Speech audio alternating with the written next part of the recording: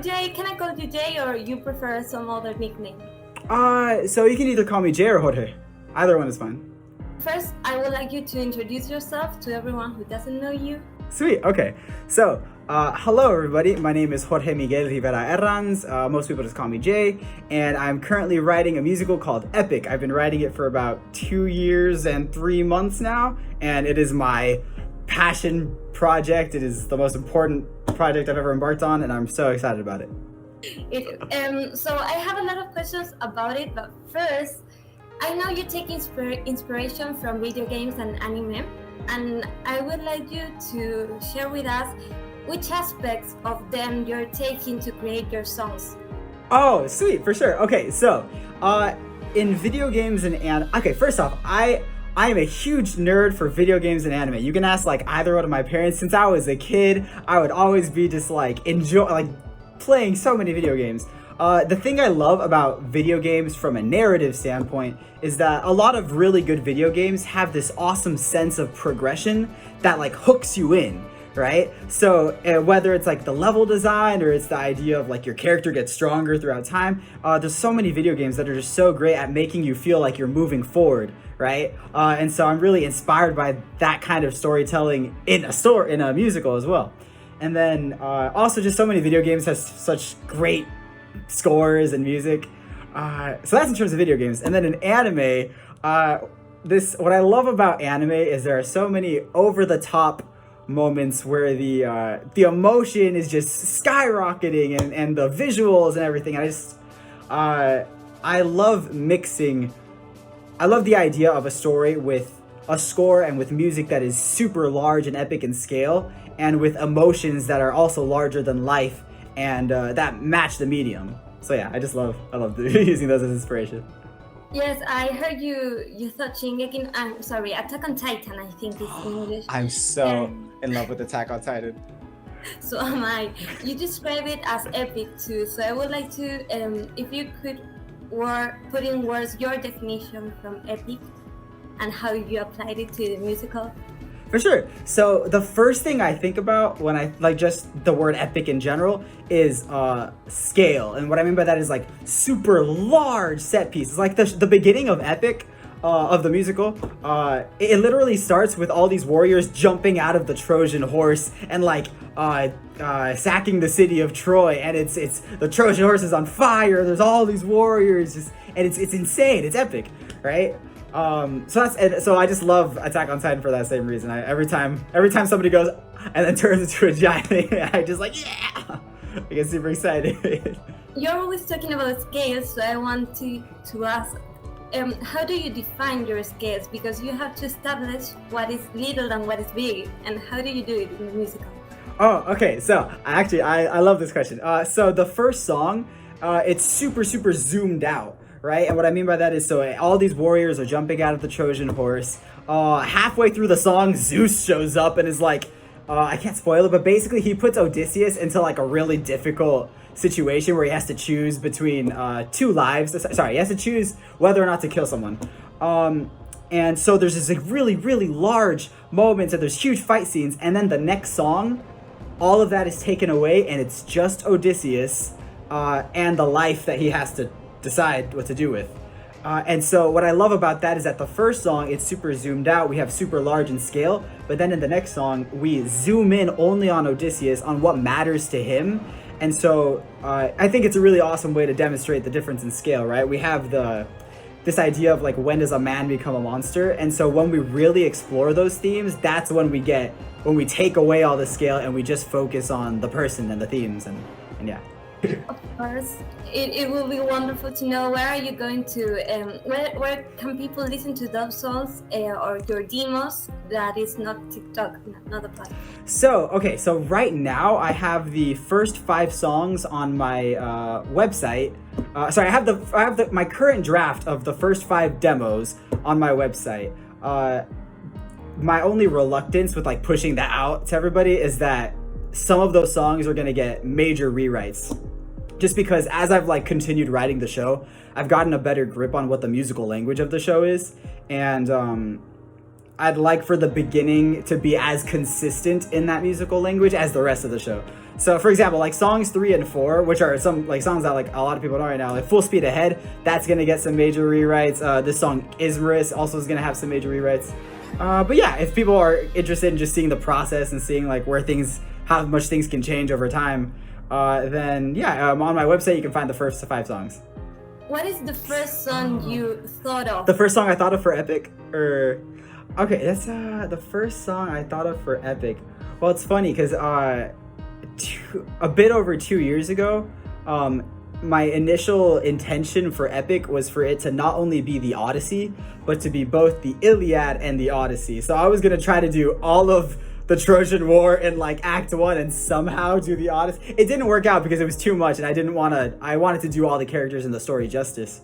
But the first song that I had in mind was, oh my gosh, it was something along the lines of the Trojan War. I have to check, but I think it was introducing Agamemnon and Menelaus in this awesome like song where they're like the duo brothers and they come in and they're like rapping for a second and it's super intense. So that was one of the first songs I think for Epic. But then after that I decided like, oh, okay, let's just do the Odyssey. And then the first song of Epic, The Horse and the Infant, ended up being the first one that I wrote. Because I tried to write chronologically, so yeah.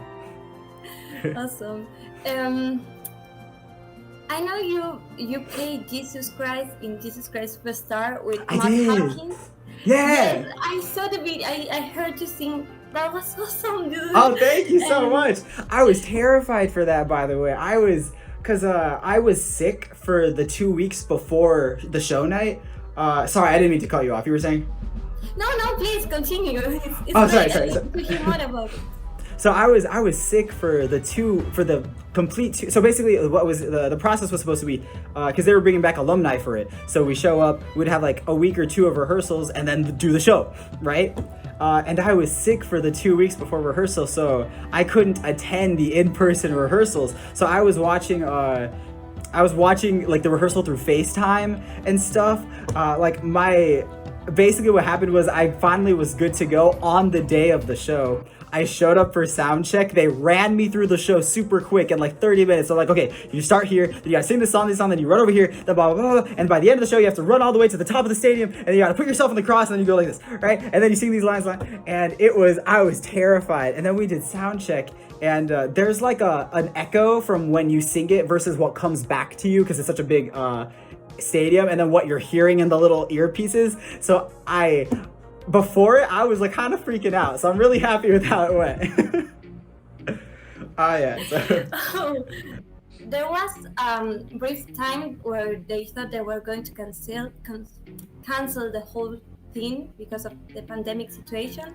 And yeah, because it was a show that so it was supposed to be done during my senior year at the University of Notre Dame, but then because of COVID, we couldn't do it. So it was really cool. Half of a year later, we were trying again to do it, but then there were complications in that, and we couldn't do that. So it ended up being a full year later. We brought back alumni. We brought back like almost everybody from the original cast who was in it, and we pulled it together. Matt Hawkins, he did magic with that show. Well, and I wish you could tell me, do you know who are you working with to produce Epic? Who am I working with to produce Epic? Yeah. That's a good question. So there's nothing that is set in stone yet, right? I will admit, like I do have I have mentors right now who sort of like I meet with like on a weekly basis, but there's nothing set in stone yet in terms of like who is producing the show, who is doing what, right? Right now, like all my focus is on just making the best, just writing the best show I can. So yeah, probably once I have a first draft complete, I'll be able to like actually move forward with some of those conversations with producers. So yeah. Yes, I was going to say that I read a lot of comments and everybody compares you with Lin-Manuel Miranda. I love that. I love Hamilton too. And how do you feel about it? Are you trying to, I don't know, avoid doing music similar to him, or you just say, "Oh my, thank you," and keep going? So I mean, I'm honored to be compared to him. I mean, he's amazing. He is. His writing is so good. It's Yes. I and at the same time I am working on trying to find my own voice, right? One thing I've really enjoyed in that I've gotten a grasp of more as I've gotten further in my writing process for Epic is this idea of incorporating like the more orchestral and the bare bones style of music with the more electronic aspects and finding a way to make that specific to the gods characters. I really, really love that. And I'm not the first to do to assign like instruments to characters either. Like the I can think Peter and the Wolf is actually where I got the idea from. But it's really cool that to be able to take inspiration from all these artists who came before me while also trying to find my own voice too. So sorry, long story short, I'm super happy to be compared to Lin-Manuel Miranda. He's amazing. And I'll keep working on finding my own voice at the same time. And you're also working really hard on the lyrics, like you explained with Bring the Thunder, like. Oh, Thunderbringer! Oh yes. Thunderbringer, yes. Sorry, I keep forgetting the name of the song, but I keep singing the lyrics. It's awesome. Thank you. That's actually my favorite song right now in Epic. It's, oh my gosh, I can't spoil it, but I cannot wait for everybody to be able to hear like the rest of that song, like the stuff that I can't show yet, because it spoils just one of the biggest moments in the show. But yeah, Thunderbringer is probably my favorite song right now. I had one last question. It was, which is your favorite theme or motif in Epic, and and why is that? Okay, that's a hard one. There is this melody that plays for Eurylochus's Luck Runs Out theme. So he has a chorus that goes on throughout the show that's like, how much longer till your luck runs out? And the melody that plays in it every time is like dun, dun, dun, dun, dun, dun, dun, dun, dun, dun, dun, dun, dun, dun, dun, dun. And the chords that go with that, for some reason it just tickles my ears tickles my ears. It does though, it really does. I just love that melody so much. Like it's always fun to play on the piano or on any keyboard. So yeah, I don't know. I think I would say that one's one of my favorites. Yeah. Also, all of the Athena stuff. Those are my favorite to make. All the Athena stuff is so fun. The last one, the actual last one was which motif was the hardest one to create? Which motif was the hardest one to create?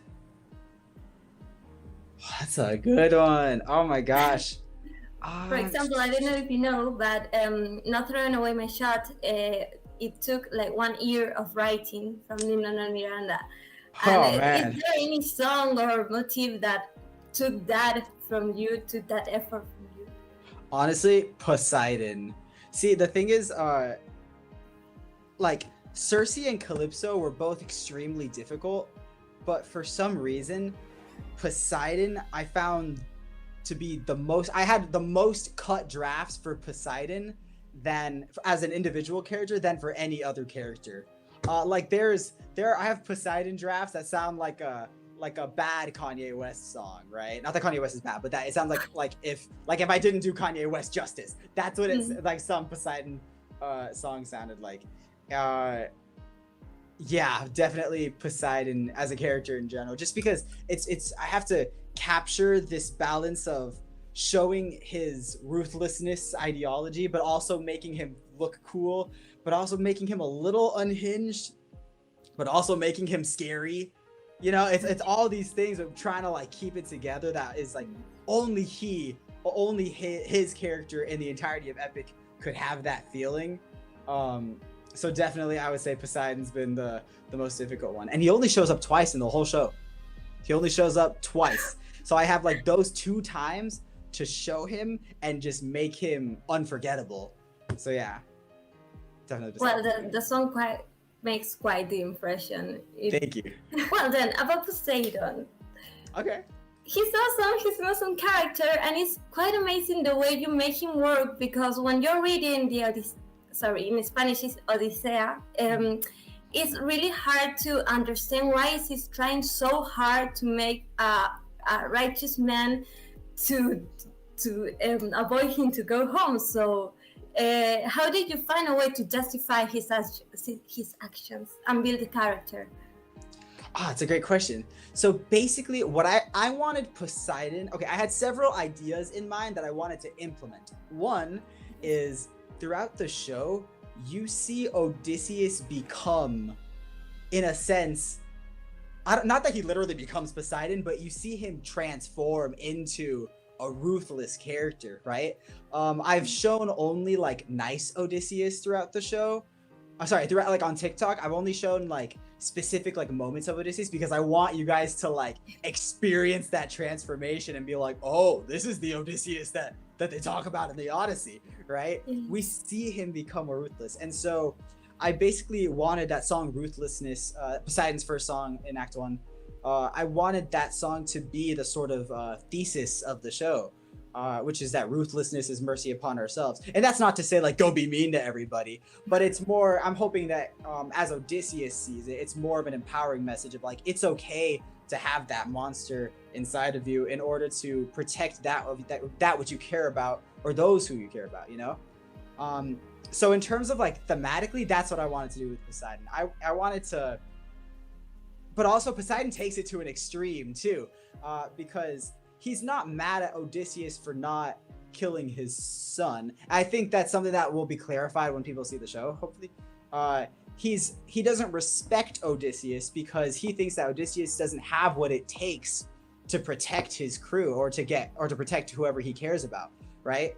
And because he spared his son, that's why he thinks that, right? That's why he brings in the line of like, you totally could have avoided all this had you just killed my son, because if you had killed my son, I wouldn't have found out your name, right? And I couldn't kill you. So yeah. It's quite amazing because then you also have the confrontation with Cersei, and they are both trying to protect things they love, and it's amazing. Did you hear my voice just hit like the highest note I've ever hit in my life right now? Did you hear that? I just went yes. But yeah. But yes, Cersei and Odysseus. I'm sorry.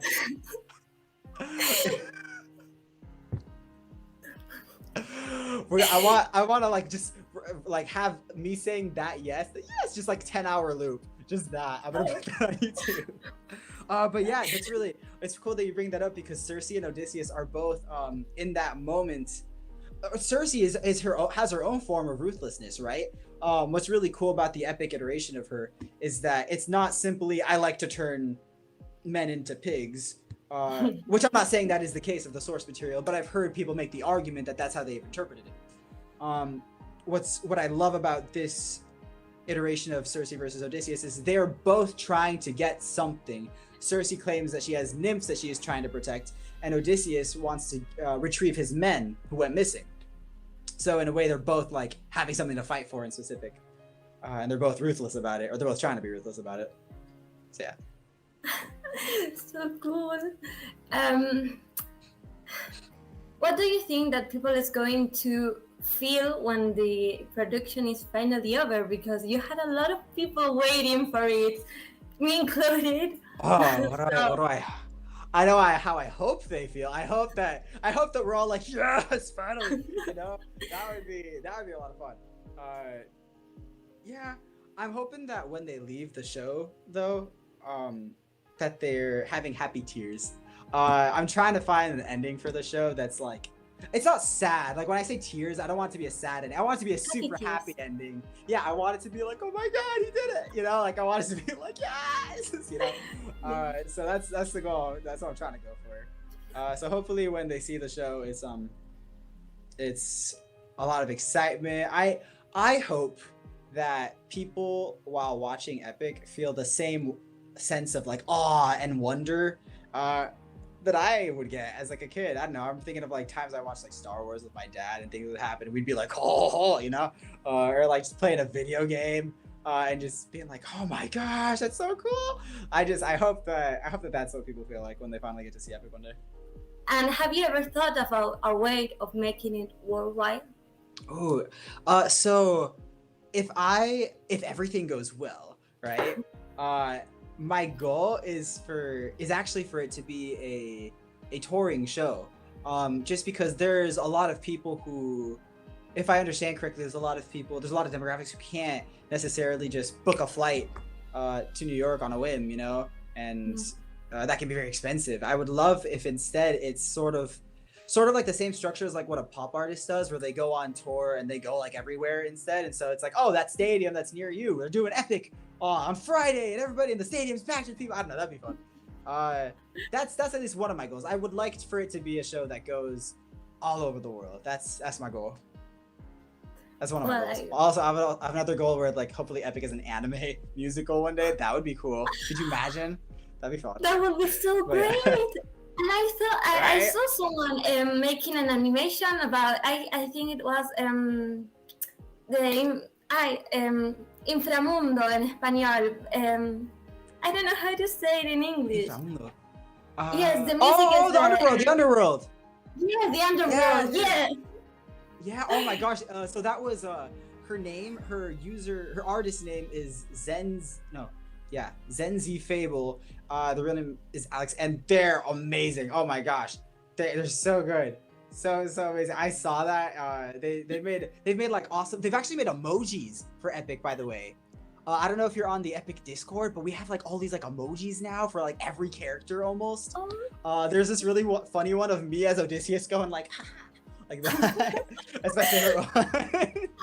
But yeah, sorry, I don't use Discord, but I should join the community there too. It's a lot of fun. I totally recommend it. If you jump in, and like pee me, I'll be like, oh my gosh, it's Heli's here, and so it'll be fun. Awesome, so warm. That's the word, warm. Like, and also I wanted to ask. I know you're working. Athena is actually one of your college, university. Yes, Tegan. So Tegan's great. She's been helping me with voicing some of the demos for stuff, several of the demos. So right now she voices in my current demos Athena and Cersei. She's helping me with those. Yeah. I heard she's amazing. Are you going to work with someone from your university else apart from her? Am I going to be working with someone from my university apart from her? Well, okay, so here's the hard part of the question. The truth is I don't know, because once more people become involved officially in the project, whether it's like creative producers, casting directors, and directors, the number of hands that are on the creative mantle, on the creative wheel, are more than just mine, right? So when that time comes, it becomes more a decision that it becomes a team of people making the decisions. So I would love to be working with people I know, with friends that I've made along the journey, and we'll just have to see how it goes. Let's see what happens. Yes, and this is more like a personal question, but how did you manage to work on Epic? And also, I don't know, are you working or studying something else apart? So I graduated from the University of Notre Dame a year ago, and then I decided to dedicate full time into writing Epic. And slowly but surely, I'm trying to figure out my life, trying to put my life together and stuff. Like recently, I started a Patreon, just to help in order to do more Epic stuff. Yeah. But yeah, slowly and surely, we'll get there, you know. Yes, I totally understand. I should finish university this year, and I'm like figuring out what is going to happen with my life after this. So that's why. Oh my gosh, it's that. So suddenly all that pressure is like on, and we're just like you know. Yes. Are you planning to study something else? Am I planning to study something else? I'm not sure. I wouldn't discard the idea completely. But yeah. I would be interested in studying something else for a bit. Right now, though, all I know is that the first thing I think of when I wake up is whatever I'm working on in Epic, and the last thing I think of before going to sleep is like, I really hope I figure out that song tomorrow. And then I wake up and I'm like, okay, I hope I can figure out the song today. You know, so. Yes, I heard. It was. Sorry, I don't want to sing because I don't do it right. But it was, I think, do, sol, mi bemol en español. Bemol, could it be? A music with violins. I think it was for Penelope. I couldn't. Yes. Da da da da. All the Penelope stuff. Yeah. I don't know if I figure out the notes, but it was something like that, right? Yeah, so that's actually the song I'm working on right now. It's what's really hard about this one in specific is uh so honestly, here's the thing. I want to do all of these characters justice. I want every single character. What I would love is for that I can play you music without the lyrics, right?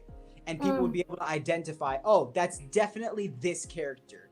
And I think for the most part, it's like we're getting along those lines, right? Like if I play Calypso's music, right? It's vastly different from like Cersei or Athena, right? Because Calypso has like the hand pan steel drum.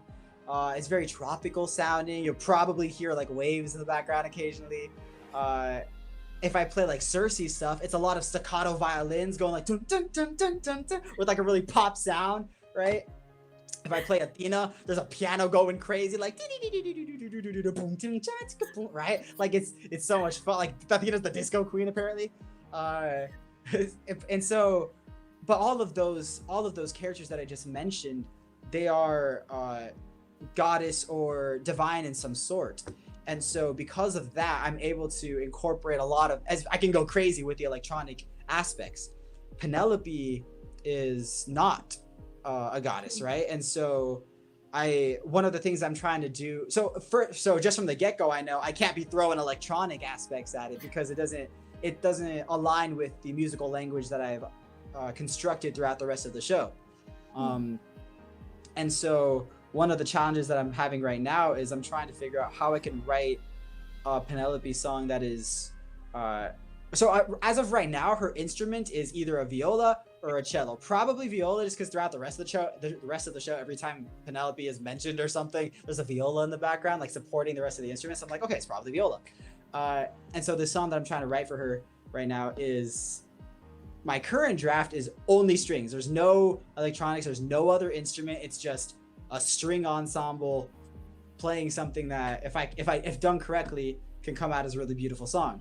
And I want to do her justice, and my fear is that I'll write something that instead of coming off as beautiful and profound, comes off as slow and boring, which is not what I want. So yeah.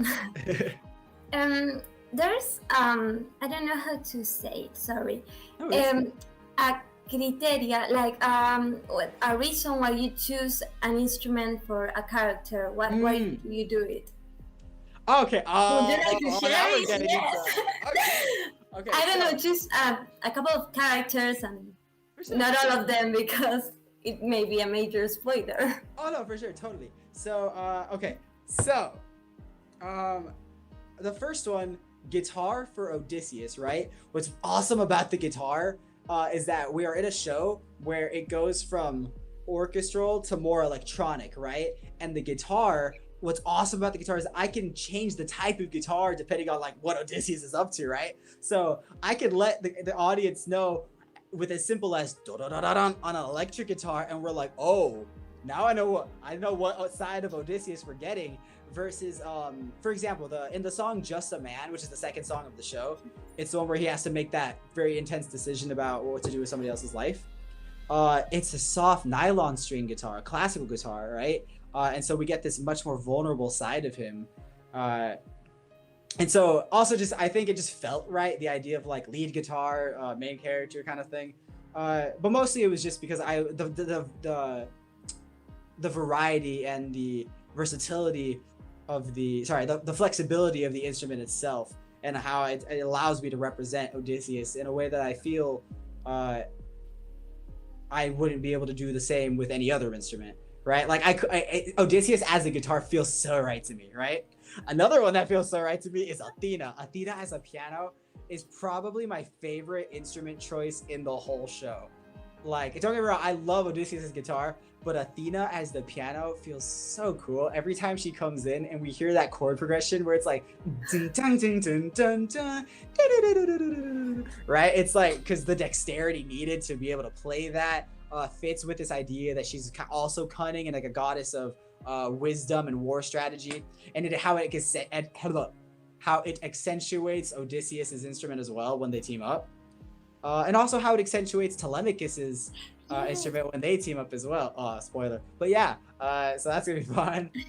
But you're also using violas with Telemachus because Oh, sweet. Yes. So in the background of Telemachus's music, you could also hear violas because it's cool. We can have like familial traits in the music because if I identify Penelope as the viola and Odysseus as the guitar, and then then Telemachus's main instrument is this sort of indie piano, but in the background you hear a guitar and strings, you can almost feel the familial traits in the music.